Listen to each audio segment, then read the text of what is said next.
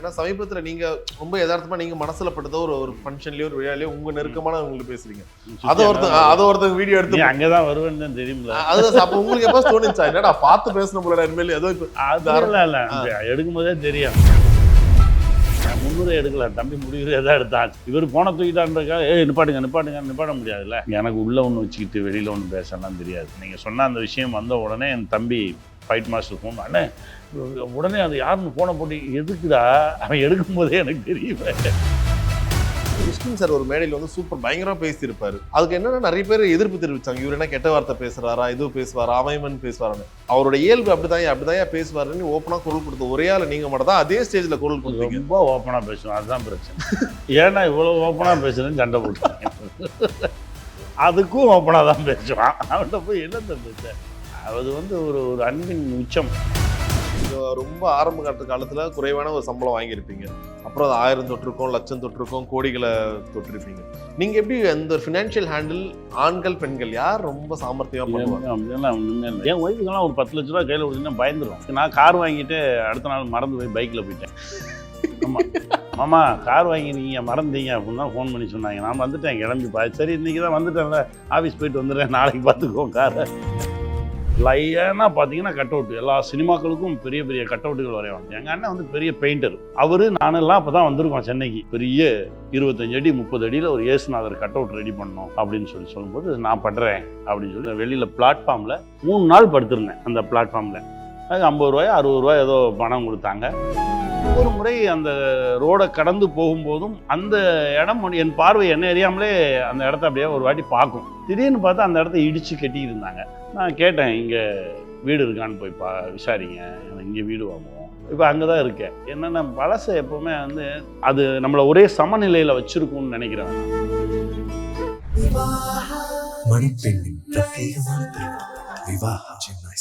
MCR Pure Cotton Club, formals and casual shirts. Summer வந்தாச்சு, எங்க கிட்ட விட்டுருங்க, நாங்க பாத்துக்கிறோம். GT Holidays, South India's #1 travel brand.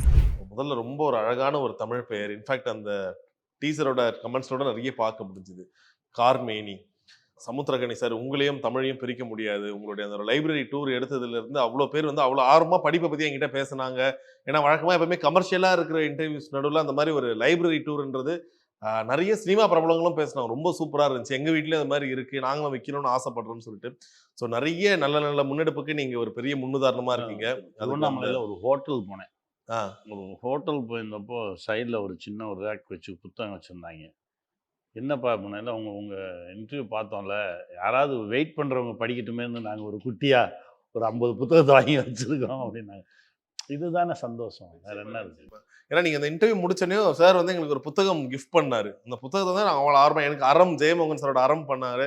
என் கூட வந்தவங்களுக்கு வந்து வேல்பாரி பண்ணியிருந்தாரு. எல்லாத்தையும் படிச்சு முடிச்சோம் சார். படிச்சிட்டீங்கன்றதே பெரிய சந்தோஷம். ஆமா சார், அப்படியே ஆரம்பிச்சாலும் உண்மையிலே அவ்வளவு நல்லா இருந்துச்சு. அந்த அறம் வந்து தம்பி நிஜ கதைகள் எல்லாமே அறம் சார்ந்த மனிதர்களை பற்றி எழுதின கதை. அதுல வந்து ஒவ்வொரு கதையும் ஒரு பொக்கிஷம், ஒவ்வொரு கதையும் ஒரு புத்தகம். ரைட். ரீசெண்டா சார் ஒரு புக் எழுதிட்டு இருக்காரு, சமுத்திரகனியின் பிலாசபிக்கல். எப்ப சார் அந்த புக் ரிலீஸ் பண்ண போறீங்க? நான் சொல்றது உங்களுடைய நேர்காணலோட விஷயத்தெல்லாம் தனியா தொகுத்து வழங்கினாவே எழுதிடலாம் சார். ஏன்னா நீங்க யதார்த்தமா தான் பேசுறீங்க. ஆனா நிறைய பேருக்கு அது வந்து ஒரு வாழ்க்கையவே மாத்தி விடுது நிறைய விஷயங்கள். நான் உங்ககிட்ட இருந்தே ஆரம்பிக்கிறேன்னு நினைக்கிறேன். இந்த பர்டிகுலர் ஆரம்பிக்கலையா? இவங்க 2 பேரும் ஆரம்பிச்சிட்டோம். உங்ககிட்ட நான் ஆரம்பிக்கிறேன். என்னன்னா படத்தோட ட்ரெய்லர் எல்லாம் பார்க்கும்போது ஆசைப்படுறது ஒன்றும் தவறு இல்லை சார். இந்த 2த்துக்கு மாட்டுவாங்க. என்னன்னா இருக்கிறது ஒரு வாழ்க்கை. இப்ப எனக்கு ஒரு நல்ல ஒரு காஸ்ட்லி ஃபுட்டு சாப்பிடணும்னு ஆசைப்படுறேன். இருக்கிறது ஒரு வாழ்க்கை, நான் சாப்பிட்டு போறேனே. ஏன்னா அந்த இடத்துல என்னோட ஆசையை நான் அடக்கி ஒடுக்கி இன்னொருத்தன் பாக்குறது சாப்பிட்றத பார்த்து நான் அப்படியே ஆசையோடய இருந்து என் வாழ்க்கையை சாப்பிட்டா என்ன செய்ய, கடனை கொடுக்கணும்ல. அவன் சட்டையை கட்டி வச்சுட்டு போன்றான். இல்லை வேகமாக போய் சாப்பிட்டு வந்தோம்னா இட்லி காட்ட சொல்லுவாங்க. இதெல்லாம் இருக்குல்ல. ஒரு பொருளுக்கு ஒரு விலை இருக்கு. அந்த பொருளில் நம்ம திருப்தி அடைகிறோமா இல்லையா அப்படின்றது அது அப்புறம் தான். ஏன்னா நம்ம பழைய சோறு சாப்பிட்டு சந்தோஷமா திருப்தி அடைஞ்சவங்க நிறைய பேர் இருக்காங்க. இன்னும் அந்த மகிழ்ச்சியிலே வாழ்ந்துட்டு இருக்காங்க. இன்னும் கிராமத்தில் இருக்க நிறைய பேருக்கு வந்து எங்கள் ஊர்லலாம் நான் படிக்கும்போது இட்லி போட்டாலே வந்து தீபாவளி பொங்கலுக்கு தான் இட்லி போட்டால் லீவ் போட்டுருவோம். ஆத்தியார் அட்டண்டன்ஸ் எடுக்கும்போது எங்கடா அவனை காணோம், அவங்க வீட்டில் இட்லி சார் இப்படின்னு சொன்னவங்கலாம் இருக்கும். இப்படி தானே வாழ்ந்தோம்.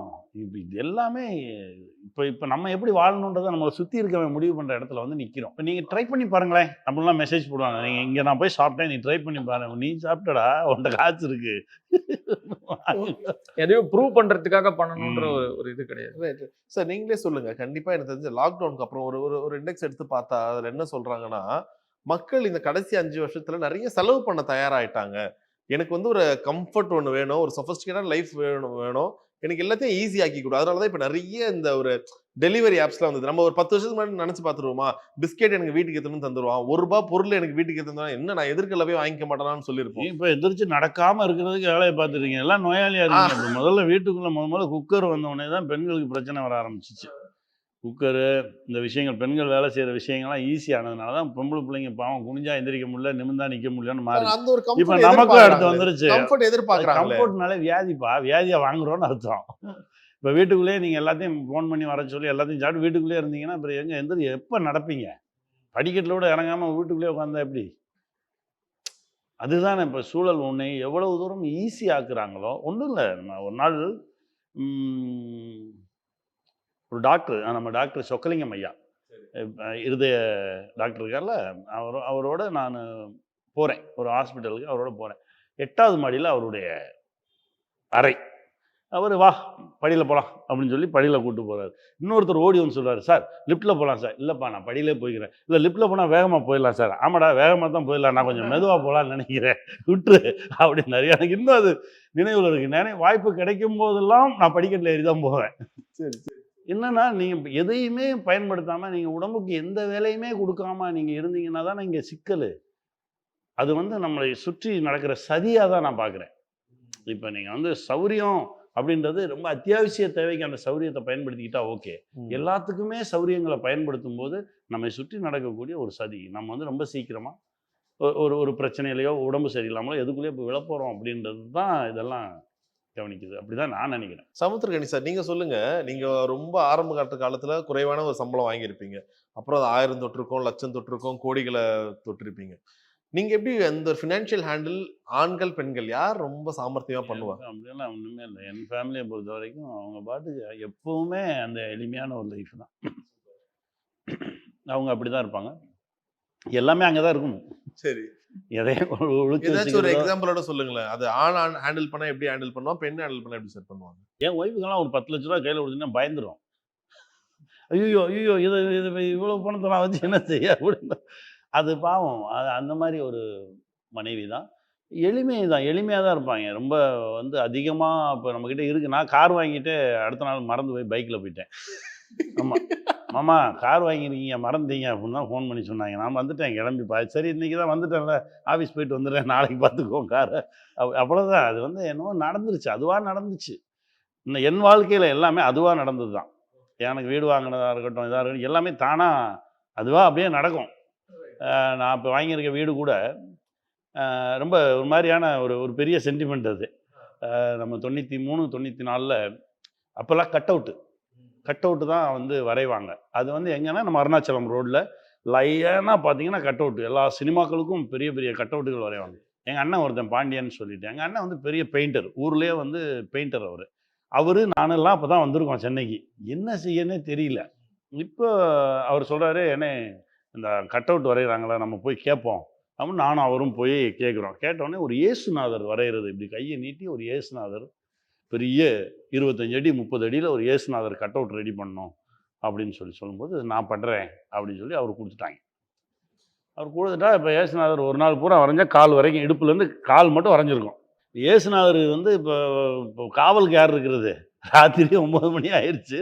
அந்த கட் அவுட் வரைகிறதுக்கு ஆப்போசிட்டில் செந்தில் ஸ்டுடியோஸ், சரவணா ஸ்டுடியோஸ் 2 குட்டி குட்டி ஸ்டுடியோஸ் இருந்தது. அந்த வெளியில் பிளாட்ஃபார்மில் அந்த வரைஞ்ச வரைக்கும் வச்சுட்டு, வரையாத இதெல்லாம் தூக்கி அப்படி வச்சுட்டு நான் துணைக்கு படுத்திருந்தேன். இயேசுநாதருக்கு பாதுகாப்பாக நான் படுத்திருந்தேன்.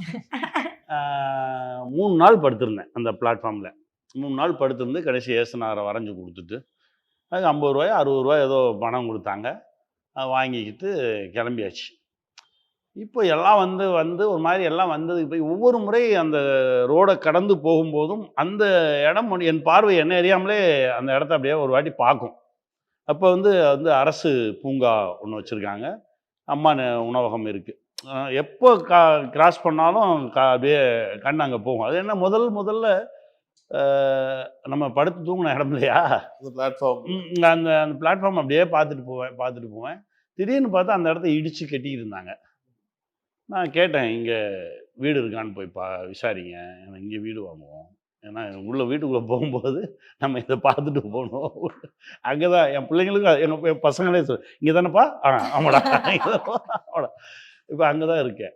அது ஒரு மாதிரி என்னென்னா பழசை எப்போவுமே வந்து ஒரு மாதிரி என்னென்னா அது நம்மளை ஒரே சமநிலையில் வச்சுருக்கோம்னு நினைக்கிறேன் நான். Really really nice sir. எனக்கு தெரிஞ்ச படத்தில் மேலே அழகாக எழுதியிருக்கீங்க, சமுத்திரக்கனியன் கௌதம் வாசுதேவ் மேனன். ஜிவிஎம் சாரே வந்து நான் ஏழைன்னு சொன்னாலும் யாரும் நம்ப மாட்டாங்க. ஏன்னா அவர் வந்து அவ்வளோ பார்க்கவே சார், நீங்கள் சும்மா சொல்லாதீங்க சார், நீங்கள் அவர் பேசுறதா இருக்கட்டும், இந்த வே கேரி ஹிம்செல்ஃப் அவ்வளோ ஒரு ஸ்டைலாக இருக்கும் அவர் பண்ணுறது எல்லாமே. உண்மையாக சொல்லணும்னா கடைசி ஒரு 4-5 வருஷம், தப்பாக நான் சொல்லலை, தப்பான எக்ஸாம்பிளாகவும் சொல்லலை, நிறைய நேரங்களில் கௌதம் மேனன் சார் ஏன் படம் வரல, அவர் கடன் ஆயிடுச்சுப்பா, அவர் இந்த படத்தில் கடன் ஆயிட்டாரு, துருவ நட்சத்திரம் வரல கடன் ஆயிட்டு ட்ரோலா மீமாலாம் கிண்டல் பண்ண ஆரம்பிச்சாங்க நிறைய பேர். அவர் செலவுக்கு வாங்கினாரு, படைப்புக்காக வாங்கினாரு, படைப்புக்காக செஞ்சது, கலைக்காக செஞ்சது.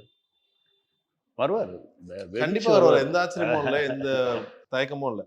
உங்ககிட்ட அவர் ஷேர் பண்ணியிருக்காரு சார். ஏன்னா இந்த படம் நீங்க ஒரு கதை சொல்லும் போது சார் அவரோட லைஃப்லயே நிறைய கனெக்ட் பண்ணியிருப்பார்ல. ஏன்னா யாருக்கோ வாங்குற கடன், ஓகே நான் சொஃபிஸ்டிகேட்டடா லைஃப் ஆகுது, நான் கடன் வாங்கல, பங்களா வீடு காசுன்னு வாங்கல, படம் எடுக்கணும், நான் ஒரு விஷயத்த நேசிக்கிறேன், அதுக்காக கடன் வாங்கி அதுக்காக திரும்ப திரும்ப ஒரு விஷயம் பண்றதுன்றது வந்து ரொம்ப ஒரு கொடுமையான விஷயம். எப்போச்சும் நீங்க ஷேர் பண்ணிருக்கீங்களா? ரொம்ப நாங்க நிறைய விஷயம் பேசியிருக்கோம், பட் அதை இங்க பேச முடியாது. இப்ப நீங்க எதுவாக இருந்தாலும் ரொம்ப ஓப்பனா பேசிடுவீங்க. அது எப்பாச்சும் உங்களுக்கு ஐயோ என்னடா கொஞ்சம் ஓப்பனா பேசிட்டுமே நீங்க வருத்தப்பட்டிருக்கீங்களா? ஏன்னா இதுக்கு முன்னாடி மிஷ்கின் சார் ஒரு மேடையில் வந்து சூப்பர் பயங்கரமா பேசியிருப்பாரு. அதுக்கு என்னன்னா நிறைய பேர் எதிர்ப்பு தெரிவிச்சாங்க, இவர் என்ன கெட்ட வார்த்தை பேசுறாரா, இது பேசுவாரா, அவன் பேசுவாரான்னு. அவருக்கு ரொம்ப ஓப்பனா அவரோட இயல்பு அப்படிதான் பேசுவாருன்னு ஓப்பனா குரல் கொடுத்த ஒரே ஆள் நீங்க மட்டும் தான். அதே ஸ்டேஜ்ல குரல் கொடுத்தீங்க. ரொம்ப ஓப்பனா பேசுவோம், அதுதான் பிரச்சனை. ஏன்னா இவ்வளவு ஓப்பனா பேசுறேன்னு சண்டை போட்டாங்க. அதுக்கும் ஓப்பனா தான் பேசுவான், அவன்கிட்ட போய் என்னத்த பேச. இல்ல ஒரு நடிகரா இருக்கும்போது உங்களுக்கு எப்ப குரல் கொடுக்குறல, அது வந்து குரல் கொடுத்தது அப்படின்னா நீங்க பார்க்க கூடாது. அது அவனுடைய இயல்பு, அதைத்தான் நான் சொன்னேன், அது அவனுடைய இயல்புங்க. அது வந்து ஒரு ஒரு அன்பின் உச்சம், அப்படிதான் சொல்லணும். இப்போ நம்ம ஊர் பக்கம்லாம் போனால் ஒரு கெட்ட வார்த்தையை போட்டு தான் வாடா மாப்பிள்ளை அப்படிம்பாங்க. அதை வந்து வெளியிலேருந்து பார்க்கும்போது அது என்னது கெட்ட வார்த்தை இப்போ அப்படின்னு அப்படி இல்லை. அது வந்து அது வர்றது தான். இப்போ நார்த் மெட்ராஸ் போனோம்னா ஒரு சில மாதிரி வார்த்தைகள் வரதான். சென்னையிலே ஒரு சில வார்த்தைகள் வரும், மதுரையில் ஒரு சில வார்த்தைகள் வரும், கோயம்புத்தூர் பக்கம் போனால் ஒரு சில வார்த்தைகள் வரும், திருநெல்வேலி பக்கம் போனால் எல்லா இடத்துலையும் இருக்குது. அது வந்து அது அந்த போக்கில் போகிறது தான். அது மேடையில் வேறு மாதிரி அதை பேசும்போது அது போய் சேர்றது. அந்த நேரத்தில் எல்லாம் கைத்தட்டி விட்டாங்க, எல்லாம் கைத்தட்டி சிரிச்சு விட்டாங்க. சிரிச்சுட்டு கொஞ்ச நேரம் கழிச்சு அது ஒரு இதாகும்போது அப்போ தான் நான் சொன்னேன், இது இயல்பு தான், நீங்களும் அந்த நேரத்தில் கை தானே தட்டினீங்க, அவனா இருந்தான், அதான் பிரச்சனை. இல்லை எதனால கேட்டேன்னா சமீபத்துல நீங்க ரொம்ப யதார்த்தமா நீங்க மனசுல பட்டதோ ஒரு ஃபங்க்ஷன்லயோ ஒரு விழாலயோ உங்க நெருக்கமான உங்களுக்கு பேசுறீங்க, அதை ஒருத்தங்க வீடியோ எடுத்து அங்கதான் வருவேன்னு தான் தெரியுமில்ல. அதுதான் அப்ப உங்களுக்கு எப்ப தோணுச்சா என்னடா பார்த்து பேசணும் போல இனிமேல் ஏதோ இல்ல எடுக்கும் போதே தெரியும். ஓ ஓகே, 300 எடுக்கல, தம்பி முடிவுரை தான் எடுத்தான். சரி அதனால சரி முடிவுரை மட்டும் தம்பி எடுத்துருக்கானே, சரி இவர் போன தூக்கிட்டான்றக்கா நிப்பாட்ட முடியாதுல்ல. சரி அதை முடிச்சு முடிவுரை மட்டும் சரி எடுத்துக்கிடா போடா போ, அது ஒரு சந்தோஷம் அவனுக்கு. என்னத்தை செய்ய எவ்வளவு கான்சியஸா இருக்க வேண்டியது சார் ஒரு நடிகரா, எல்லாருமே தான் கேட்கிறேன், எவ்வளவு கான்சியஸா இருக்க வேண்டியது. நம்ம பேச சாப்பிட்றதுக்கு மட்டும் தான் வாயை திறக்கணும்னு இருக்காங்க, அது மட்டும் தான் திறக்கணும், பேசியதுக்கு ஓகே. நான் வந்து நிறைய அக்கறையோடு பேசுகிற ஒரு சில விஷயங்கள் தான். நான் இதை வந்து அப்படி தான் பார்க்குறேன். எனக்கு உள்ளே ஒன்று வச்சுக்கிட்டு வெளியில் ஒன்று பேசலாம் தெரியாது. சந்தோஷமாக இருந்தாலும் சரி, வலியாக இருந்தாலும் சரி, வேதனையாக இருந்தாலும் சரி, அதை அப்படியே பிரதிபலிச்சுட்டு நான் அடுத்த தளத்துக்கு போயிட்டே தான் இருப்பேன். ஏன்னா நீங்கள் சொன்ன அந்த விஷயம் வந்த உடனே என் தம்பி ஃபைட் மாஸ்டர் ஃபோன் அண்ணே உடனே அது யாருன்னு ஃபோனை போட்டு, எதுக்குடா அவன் எடுக்கும்போதே எனக்கு தெரியுமே, எதுக்கு பதற, வீடு அவ்வளோதான் வந்துருச்சு, அது இன்னும் கொஞ்சம் வேற அதுக்கு மானியத்தேனே பொன்மானையெல்லாம் போட்டு இவங்க வேற நம் தம்பிகள் வேற அதை ஒரு வேலையை பார்த்துருக்காங்க. சரி விடு அவ்வளோதான், அது என்ன, அதில் ஒன்றும் பெரிய குற்றமாலாம் நான் ஒன்றும் நினைக்கல. பேசிட்டு அப்புறம் தனியாக உட்காந்து வருத்தப்படவும் நான் ஒன்றும் செய்யலை. அது என்னுடைய அக்கறை, என்னுடைய வலி, என்னுடைய வேதனை என் மனசில் பட்டதாக தான் நான் பார்த்தேன். Okay okay alright. And Lakshmi Priya நீங்கள் சொல்லுங்கள், பெரும்பாலான நேரங்களில் உங்களுடைய கதாபாத்திரங்கள் பார்க்கும்போது கொஞ்சம் ஒரு கஷ்டப்படுற மாதிரி, கொஞ்சம் எதுக்கோ நீ ஏங்குற மாதிரி, வாழ்க்கை சூழலை நான் எப்படா இதை கடக்க போறேன்ற மாதிரி டிப்பிக்கலா பாலச்சந்தர் சார் நிறைய படங்கள்ல இந்த மாதிரி பெண்கள் பார்க்க முடியும். ஆனா இது அவ்வளவு சீக்கிரம் நிறைய பேர்லாம் பண்ணிட முடியாது. ரொம்ப சில நடிகைகள் மட்டும் தான் இதை ரொம்ப அழகா பண்ணுவாங்க. அதுல நீங்க கை தேர்ந்துட்டீங்க பயங்கரமா. சிவரஞ்சனியும் இன்னும் சில பண்ணலாம் அதுக்கு ஒரு பெரிய ஒரு எக்ஸாம்பிள். அப்படி சொல்லும்போது இந்த படத்தோட ட்ரெய்லரை பார்க்கும்போது எனக்கு அதுதான் தோணுச்சு. அந்த ஒரு கோவமா இருக்கட்டும், ஏக்கமா இருக்கட்டும், வாழ்க்கையில அடுத்த கட்டத்துக்கு போயிட மாட்டானா, இந்த ஆள் நான் சொல்றதை கேட்க மாட்டானான்ற ஏக்கம் அவ்வளவு அழகா தெரியுது. உங்களுக்கு இப்போ ரொம்ப ஒரு பீஸ் ஆஃப் கேக்காவே மாறிடுச்சா இந்த மாதிரியான விஷயங்கள்? தெரியல. நீங்க சொன்ன மாரி அந்த ஆங்கிள்ல நான் யோசிச்சு பார்த்ததே இல்ல. ஏன்னா நான் எல்லாமே வந்து அஃப்கோர்ஸ் நீங்க சொல்றது ஒரு விதத்துல பார்த்தா ஒரு விதமான ஸ்டீரியோடைப்பிங் தான் இந்த இண்டஸ்ட்ரியில. பட் ஆல்சோ பட் நீங்க அதை நல்லா பண்றீங்க. அதனால ஈஸியா ஒரு பக்கம் எனக்கு எல்லாமே எனக்கு பெர்ஃபார்ம் பண்ணக்கூடிய வாய்ப்புகளா தான் எனக்கு தெரியுது. எந்த கேரக்டரா இருந்தாலுமே ஒரு ஒரு ஆக்ட் பண்ணக்கூடிய ஒரு வாய்ப்பு, பெர்ஃபார்ம் பண்ணக்கூடிய ஒரு வாய்ப்பு, ஒரு இமோஷனல் ஆர்க் இருந்துச்சுன்னா நமக்கு கொஞ்சம் டைம் கிடைக்குது இல்லை, நம்ம கொஞ்சம் எக்ஸ்ப்ளோர் பண்ணுறதுக்கு, கொஞ்சம் நடிக்கிறதுக்கு அந்த மாதிரி. ஸோ இந்த படத்துலையும் அதுக்கான வாய்ப்புகள் எனக்கு நிறையா சீன்ஸில் இருந்துச்சு. எக்ஸ்ப்ளோர் பண்ணுறதுக்கு, பெர்ஃபார்ம் பண்ணுறதுக்கான வாய்ப்பு நிறையா சீனில் இருந்தது. அண்ட் இன்னொரு விஷயம் நீங்கள் சொல்கிறது மாதிரி நான் பண்ணியிருக்கிற ஆல்மோஸ்ட் எல்லா கேரக்டருமே ரொம்ப க்ளோஸ் டு ரியல் லைஃப் தான். எதுவுமே வந்து ரொம்ப நம்ம இப்போ ஒரு ஒரு ஆக்ட் பண்ணணும் நம்ம ஒன்று அப்படி கிடையாது. எல்லாமே நம்மளை பார்த்தா இன்னொருத்தவங்களுக்கு வேறு யாராவது ஞாபகத்துக்கு வரணும், இல்லை தன்னோட வாழ்க்கையை ஞாபகத்துக்கு வரணும், இல்லை எனக்கு இவங்கள மாதிரி ஒரு ஆளை தெரியுங்கிற மாதிரி நிறையா. நீங்கள் சொன்ன மாதிரி சிவரஞ்சனியை கூட எங்கேயோ ஜப்பானில் ஒரு ஃபெஸ்டிவலில் அந்த படத்தை போடுறாங்க. அங்கே இருக்கிற ஒரு பாட்டி வந்து ஐ ஆம் சிவரஞ்சனின்றாங்க.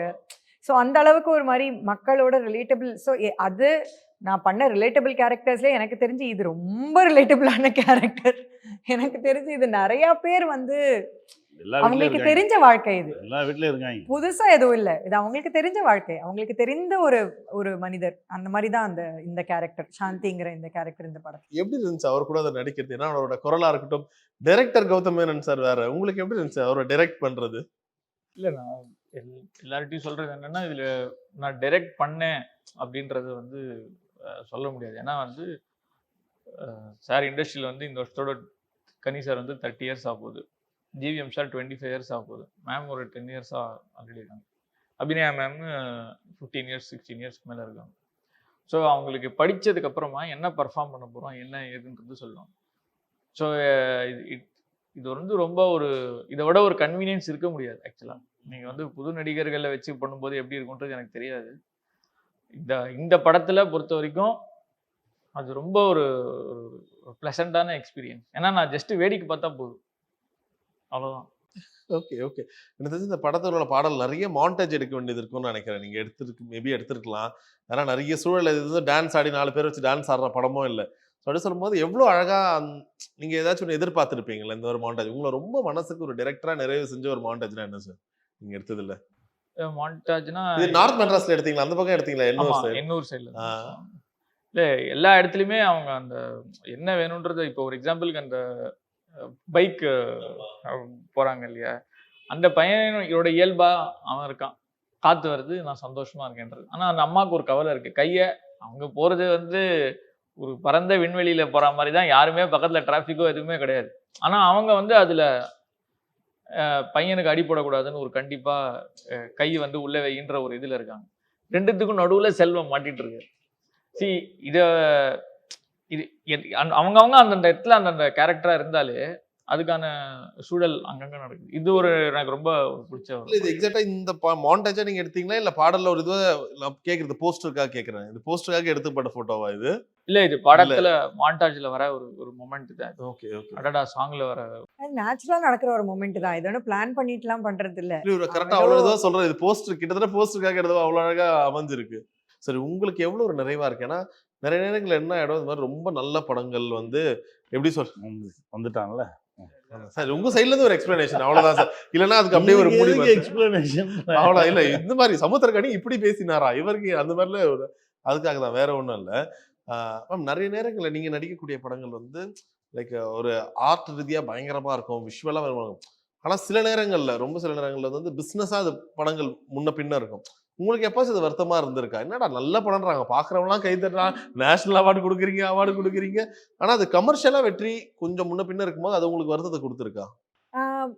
ஆமா, வருத்தத்தை கொடுக்கும். ஏன்னா நம்ம ஒரு நல்ல படம் பண்ணும்போது கமர்ஷியலோட இது நிறைய பேரை போய் சேரணும்னு நம்ம யோசிப்போம். இது ஒரு நல்ல படமா இருக்கு, நான் பார்க்குறவங்க எல்லாருக்கும் பிடிச்சிருக்கு, அப்போ நிறைய பேர் பார்க்கணுமேங்கிற ஆசை கண்டிப்பா இருக்க தான் செய்யும் நமக்கு.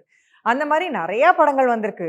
இப்போ சிவரஞ்சனியா இருக்கட்டும், இல்லை பயணிகள் கவனிக்கவுமா இருக்கட்டும், இந்த மாதிரி நிறையா படங்கள் பார்த்தவங்க எல்லாருக்குமே பிடிச்சிருக்கு. ஆனால் இவ்வளோ பேர் தான் பார்த்தாங்க. அந்த மாதிரி நிறையா படங்கள்ல நான் நடிச்சிருக்கேன்.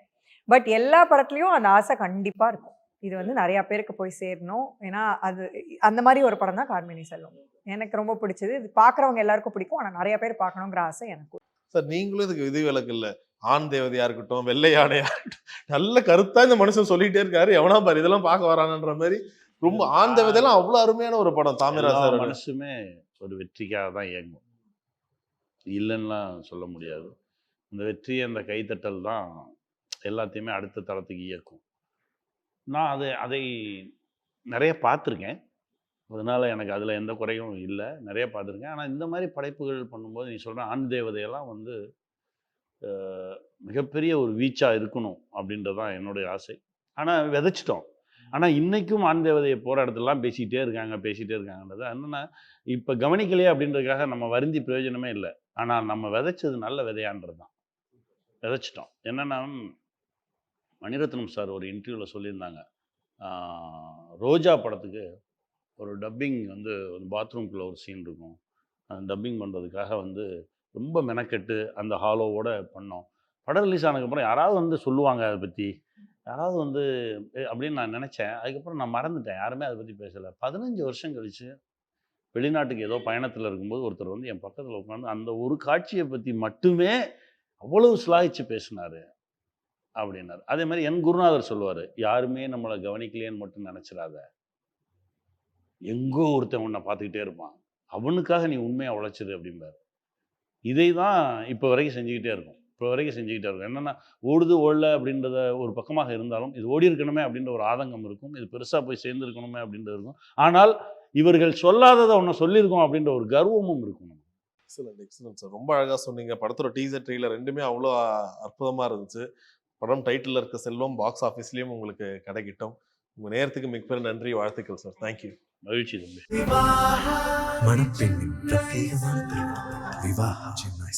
MCR Pure Cotton Club, formals and casual shirts. Summer வந்தாச்சு, எங்க கிட்ட விட்டுருங்க, நாங்க பாத்துக்கிறோம். GT Holidays, South India's #1 travel brand.